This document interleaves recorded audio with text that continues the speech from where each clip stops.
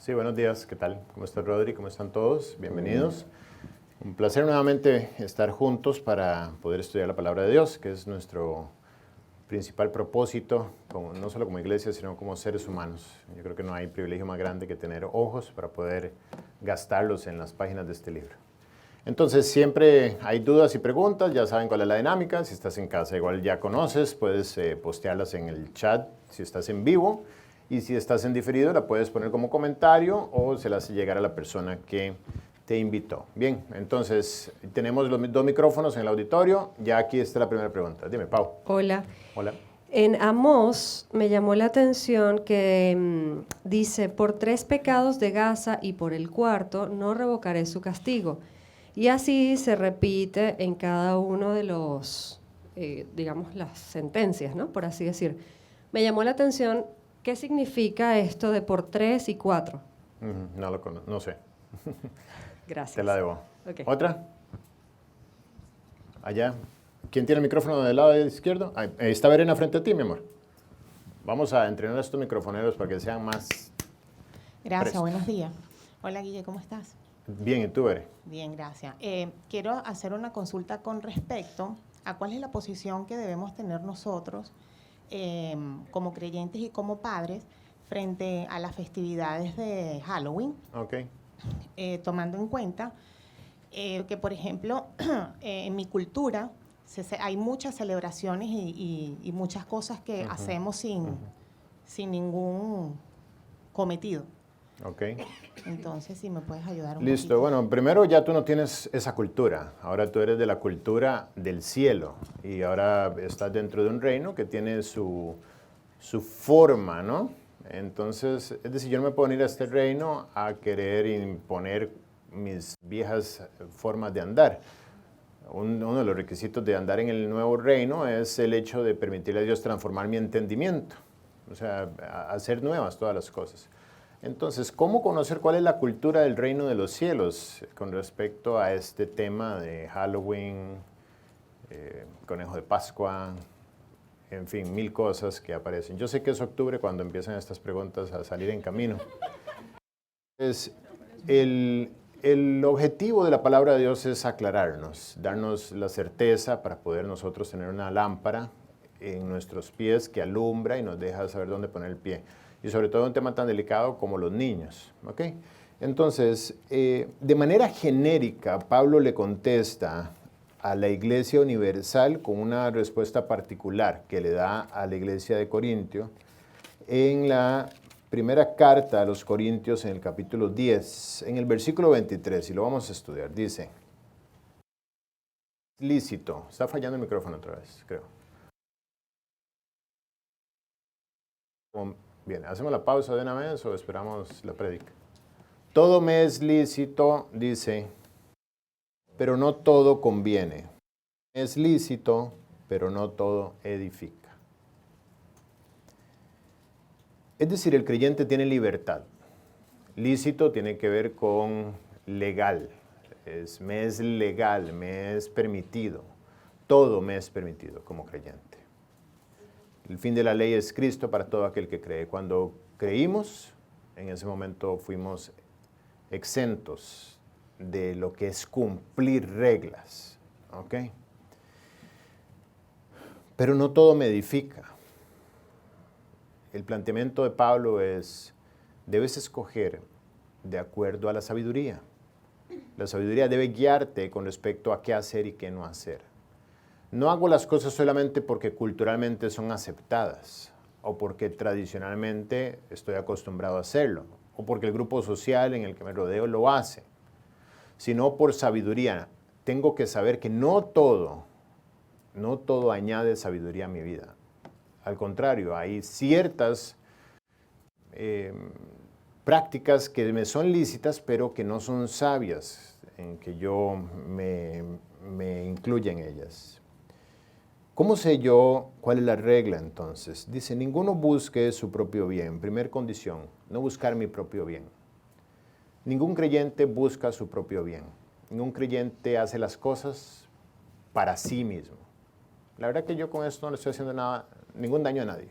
Y a mí me gusta y me siento cómodo. Ningún creyente puede pensar así. O sea, los creyentes no pueden pensar en función del beneficio que les trae lo que hagan. Entonces, es cierto que hay de malo en unas cuantas, qué sé yo, calaveras y calabazas y dulces, que en el fondo pues hasta puede ser un tiempo muy ameno, padre, hijos, todo lo demás. ¿Qué hay de malo en eso? Pues honestamente te puedo decir, la regla que se usa no es lo malo ni lo bueno. Yo no lo puedo ver en términos de positivo y negativo. Yo no vivo la vida cristiana en función de bien y mal. ¿Por qué? Porque ya salí de la ley. Ahora mi vida no está para satisfacer o no una regla. Y mucho menos para pensar que aunque algo me sea lícito, eso no me debe importar el bien ajeno. Dice, sino que me debe importar el bien del otro. Es decir, si algo es conveniente, es porque es conveniente para el otro. El otro no soy yo, es el que está afuera, el que me observa. Y aquí está el caso particular de todo lo que se vende en la carnicería. Comed, sin preguntar nada por motivos de conciencia. Las cartas de Pablo son respuestas a varias incertidumbres que en la iglesia iban surgiendo. Y una de ellas tenía que ver con este tema de el ritual de comer carne en la carnicería, que religiosamente se usaba para sacrificar a los ídolos. Pero ellos entendían que ya eran salvos, que ya no seguían ninguno de esos ídolos, pero la carne era muy buena. O sea, la tradición es bastante bonita. ¿Qué hay de malo con la tradición? ¿Qué hay de malo con ir y servirme la carne? No hay nada de malo. Por eso Pablo dice, ¿quieren la carne? Vayan. Todo lo que está en la carnicería, comed, sin preguntar nada, por motivos de conciencia. Disfruten su filete, disfruta lo que te sirvieron, que aunque ellos lo hayan sacrificado o puesto para honrar alguna de sus tradiciones, tú simplemente lo que tienes delante tuyo es un plato que vas a disfrutar. Te es lícito, no necesariamente te edifica, pero no necesariamente tampoco te resta en cuanto a tu edificación. Estamos en el versículo 25, 10-25 de 1 Corintios. Entonces, Pablo les da la libertad de todo lo que se vende en la carnicería, comed, sin preguntar nada por motivos de conciencia, porque del Señor es la tierra y su plenitud. Viene una condición, si algún incrédulo os invita y quiere decir, de todo lo que se os ponga adelante, comed, sin preguntar nada por motivos de conciencia. Pero ¿qué pasa si el individuo que nos ocupaba en el punto al inicio, el otro, dice, por el bien propio no, sino por el bien del otro? ¿Qué pasa si el otro? ¿Qué pasa si alguno os dijere, esto fue sacrificado a los ídolos, no lo comáis, por causa de aquel que lo declaró, y por por motivos de conciencia, porque del Señor es la tierra y su plenitud? Es decir, para ti no hay nada de malo. No hay ningún problema. Pero ¿qué pasa si hay otro que lo juzga como malo?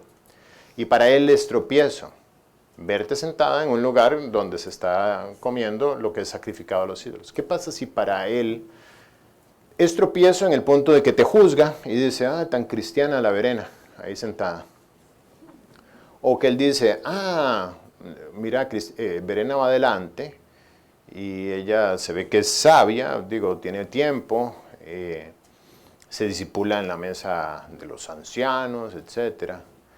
Entonces yo voy a copiar lo que ella también hace y yo voy a adorar los ídolos. Ella no entiende, o la persona no entiende que tú no estás haciendo ningún tipo de adoración, que tú simplemente estás celebrando lo rico que sabe la carne.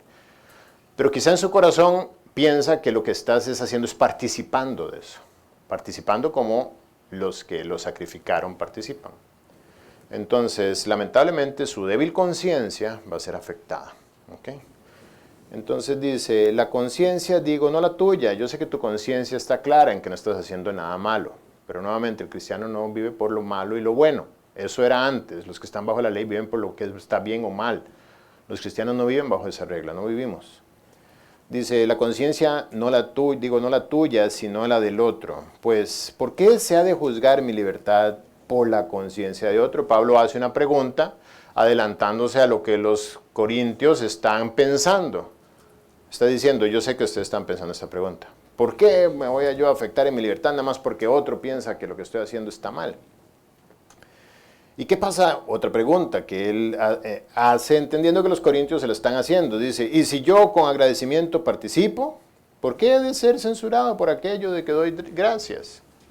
En un sentido está usando lo que la palabra de Dios también enseña en Primera de Timoteo, cuando Pablo le dice a Timoteo que en estos tiempos, en 1 Timoteo 4, habrán quienes pongan ciertas reglas, pensando que esas reglas tienen algo de espiritual, y dice, pero ellos, por ejemplo, mandarán a abstenerse de alimentos que Dios creó para que con acción de gracias participasen de ellos los creyentes y los que han conocido la verdad. Porque todo lo que Dios creó es bueno y nada es de desecharse si se toma con acción de gracias, porque por la palabra de Dios y la oración es santificada. Entonces los corintios le dicen a Pablo, pero yo estoy orando por eso, yo estoy dando gracias por eso, ¿por qué voy a ser juzgado como algo negativo? Lo estoy disfrutando sanamente. Es una actividad de la que estoy participando sin ninguna mala intención. Aunque ellos lo vean mal, ¿en qué me afecta que lo vean mal? Problema de ellos. Eso es lo que Pablo está haciendo, esa pregunta retórica. Y se autorresponde o le responde a ellos por adelantado y les dice, sí, pues coméis o bebéis o hacéis cualquier otra cosa, hacedlo todo para la gloria de Dios. Entonces, ¿de qué manera puede ser para la gloria de Dios algo que yo hago sin tener presente que estoy afectando a mi hermano?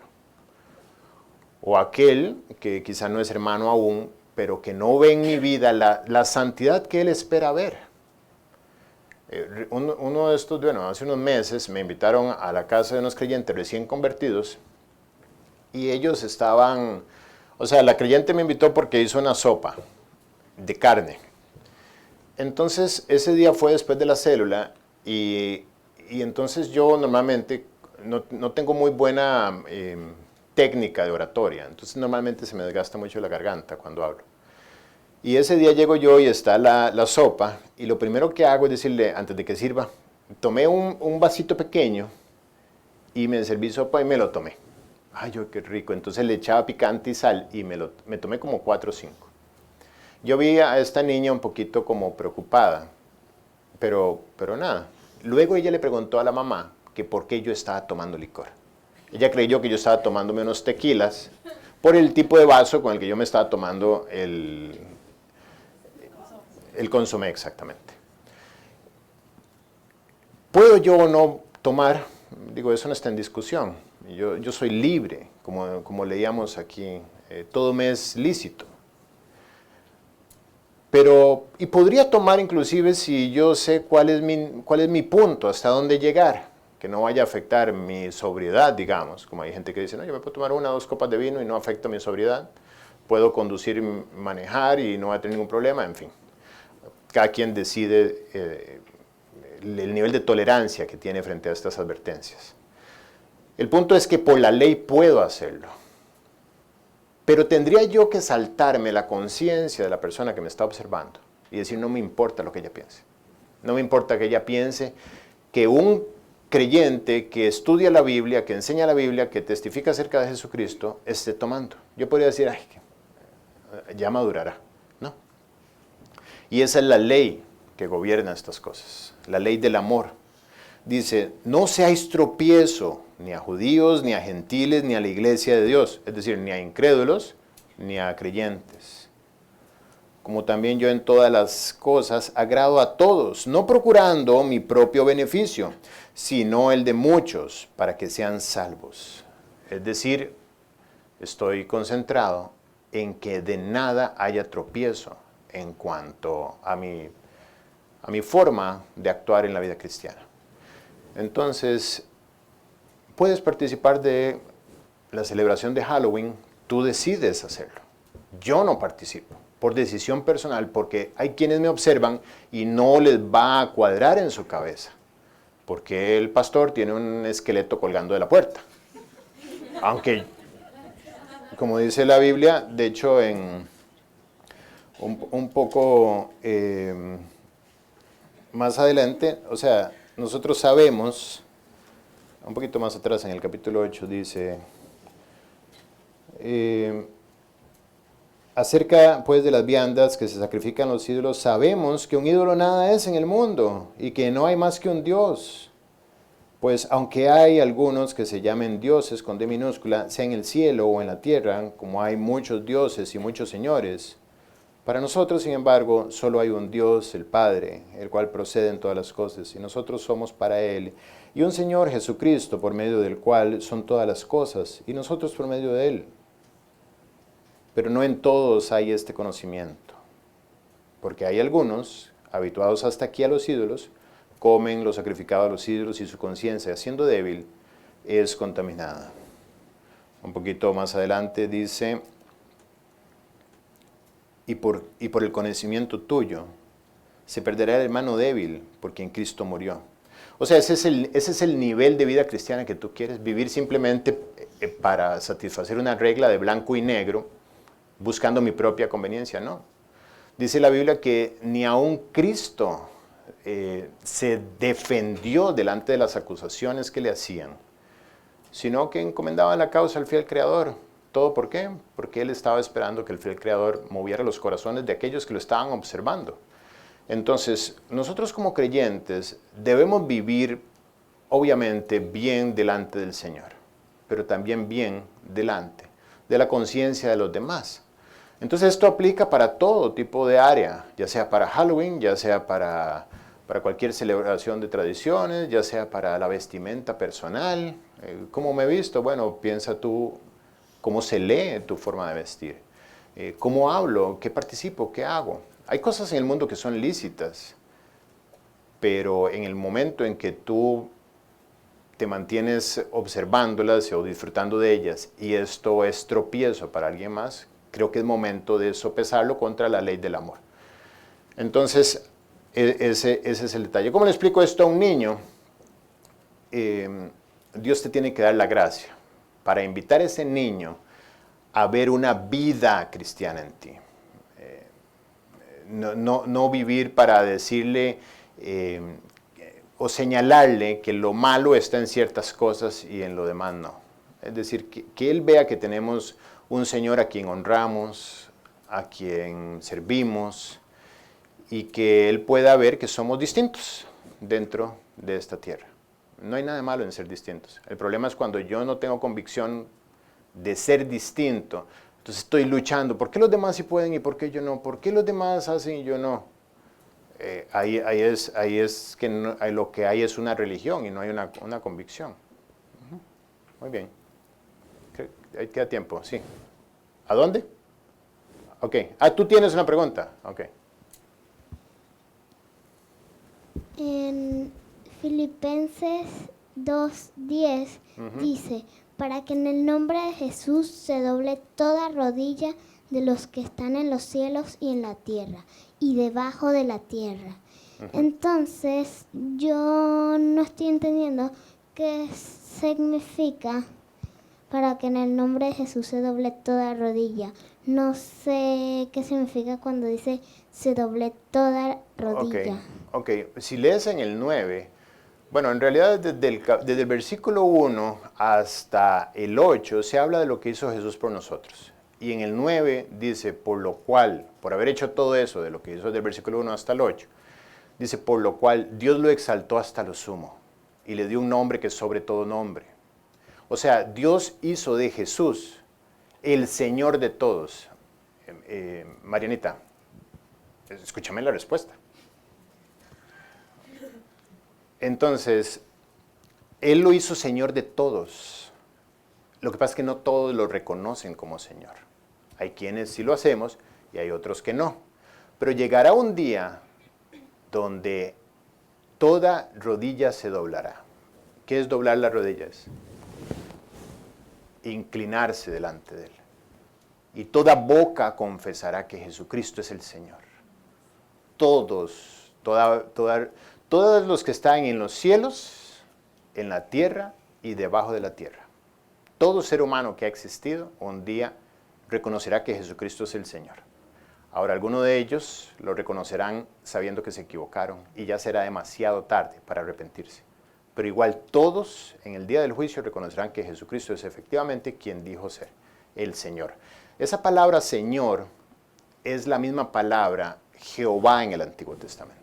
Por eso que si confesares con tu boca que Jesucristo es el Señor, eso, el Señor, es reconocer que Jesús es Dios. Jesús no era un hombre bueno, no era un buen maestro, no era un profeta, no era un ejemplo de seguir. Jesús, el eje central, la columna vertebral del Evangelio es que quien murió por nosotros no fue un X, fue Dios mismo. Y eso es lo que toda boca un día confesará. Y doblar rodilla es que se van a inclinar delante de su realeza, delante de su deidad. Nos vamos a inclinar, porque ahí estaremos nosotros también. ¿Ok? Bien, queda campo para una más, o dos. ¿Quién tiene los micrófonos? Bueno, Rodri, a ver. Gabriel Cañate tiene 2 preguntas. Vamos a hacer una y luego vemos. Dale. Ok. En Apocalipsis 21:8 dice, bueno, su pregunta es, ¿quiénes son los cobardes y qué te hace cobarde en el mundo cristiano? Bueno, realmente a la luz del versículo que está citando, en el mundo cristiano no hay ninguno de esos cobardes. Porque ahí dice, los cobardes e incrédulos tienen su parte en el lago que arde en fuego y azufre, que es la muerte segunda. Entonces, no hay ninguno de esos en el mundo cristiano. ¿Ok? Entonces, ¿cómo? Ahora, puede surgir otra pregunta. Bueno, dentro de la vida cristiana, ¿puede haber alguien que actúe con cobardía? Sí, sí dice la Biblia que nosotros no recibimos un espíritu de cobardía, sino de poder, de amor y dominio propio. Entonces, si yo no estoy siendo gobernado por el Espíritu Santo y estoy actuando de acuerdo a mis emociones, sí puedo estar actuando con cobardía en el sentido que aplique, desde estar siendo amedrentado por las situaciones que hay alrededor en el mundo, o no hacer lo que debo, no conocer mis convicciones y defenderlas, etc. ¿Okay? Dame la otra, a ver. En Juan 3, del 18 al 21, su duda es si Jesús es la luz. Jesús es la luz, correcto. En el versículo 3 de ese pasaje que estás citando, creo. Ahí tienes tu respuesta. Mentira, en capítulo 1, versículo 3 más bien.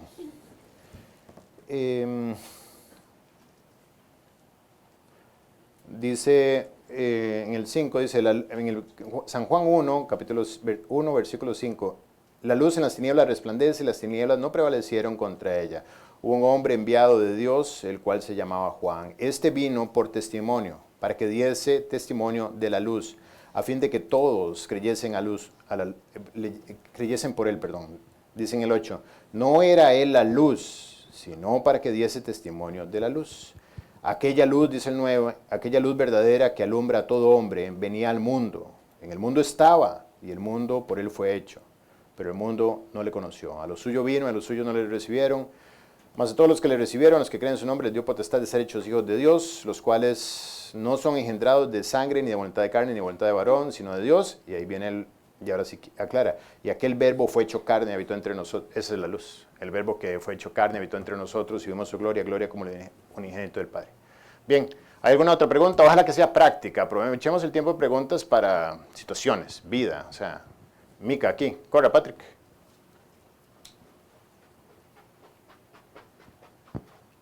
Buenos días. Yo tengo una pregunta sobre la ofrenda.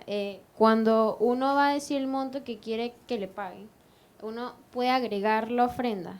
Eso no, es que siento que... Ok, como a tu jefe, digamos, yo le digo, jefe, le voy a hacer este trabajo, este trabajito aquí de decoración. O sea, es que siento que es como trampa, pero, o sea, quiero saber si está bien. Pero, a ver si entiendo. Entonces yo voy a decorar este salón y voy a cobrar $1,000.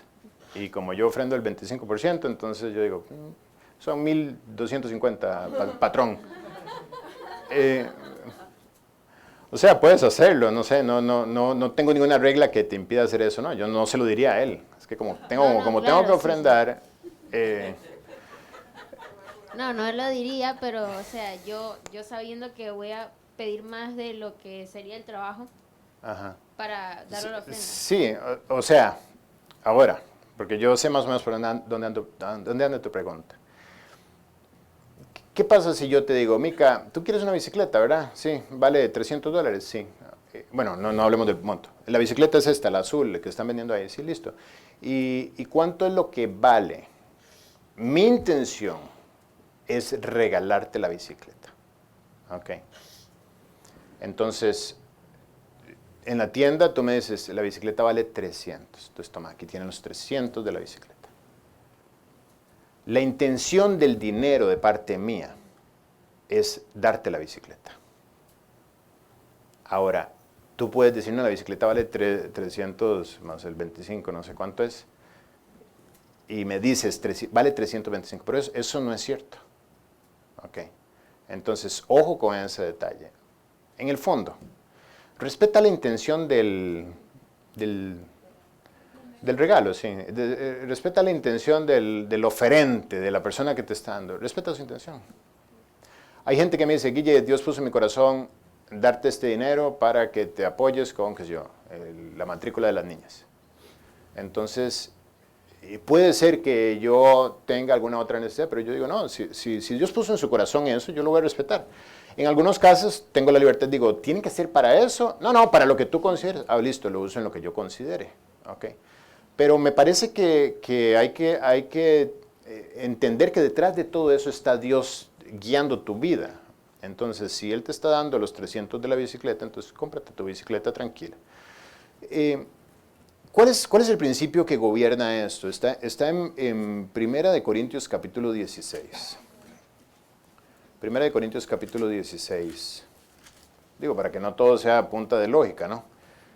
1 Corintios capítulo 16, versículo 1. En cuanto a la ofrenda para los santos, haced vosotros también de la manera que ordené a las iglesias de Galacia. Dice, cada primer día de la semana, cada uno de vosotros ponga aparte algo.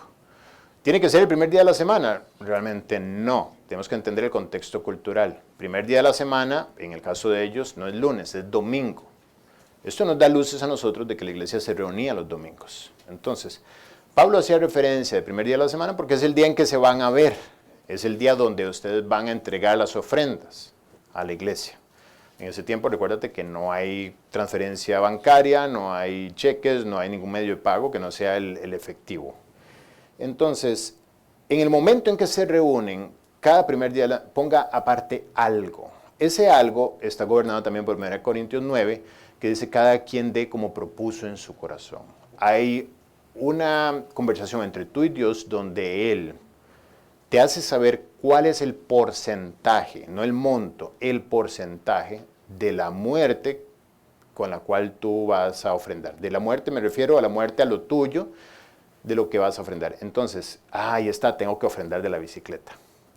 Aquí viene la aclaración, dice, según haya prosperado, según haya prosperado. ¿Qué es prosperar? Guille, tengo una empresa, vendo carros. Entonces compro un carro en Miami en $10,000 y vengo aquí y lo vendo en 15. Entonces, ya me acaban de pagar los 15, Guille. Entonces, tengo que ofrendar sobre los 15. Bueno, según lo que dice la palabra de Dios, dice que debes ofrendar según lo prosperado. Ingreso no es prosperado. Ingreso es ingreso. Luego a los ingresos él tiene que seguir el ciclo del negocio que él tiene, recuperar su costo, etcétera, y pagar los demás costos del ciclo operativo que tenía, etcétera, y eventualmente tendrá una utilidad. Utilidad sí es prosperado. La ganancia. Estabas en un punto, ahora estás en otro. La diferencia es lo que ganaste. ¿Ok? Eso es prosperado, es lo que te ingresó a ti. ¿Ok? Entonces, en este caso particular del ejemplo de la bicicleta, no te está ingresando algo que te prospere. Solamente te están... Es más, la persona que te regala la bicicleta podría decir, no, déjame, yo voy y la pago y te la traigo. Y así te quito el trámite de tener que ir tú. No, yo voy y la pago y te la traigo y aquí tienes. Y tú no dices, ay, ¿ahora qué hago? ¿Le zafo una llanta y se la doy al pastor? No. No, la disfrutas y tú ves que era la voluntad de Dios bendecirte con eso. ¿Ok? Tienes libertad. Además, esto no es un asunto nuevamente técnico ni de reglas. Dios ve el corazón. Dios sabe cuando hay un corazón. Dice que Dios ama al dador alegre. El dador alegre anda haciendo este tipo de preguntas. Quiere dar e inclusive hasta su pregunta no es cómo dar menos, es ¿cómo yo sé que puedo dar más? ¿Ves? Entonces Dios va a prosperar esas cosas. Y termina el pasaje y dice, según haya prosperado, guardándolo para que cuando yo llegue no se recojan entonces su ofrenda. ¿Ok? Entonces, es por sabiduría guardarlo, porque Pablo no los veía todos los domingos, sino que los veía de vez en cuando. Entonces, al guardarlo, pues ellos sabían que no lo iban a gastar, ¿no? Sabiendo que se convierte en una tentación eventualmente. ¿Sí?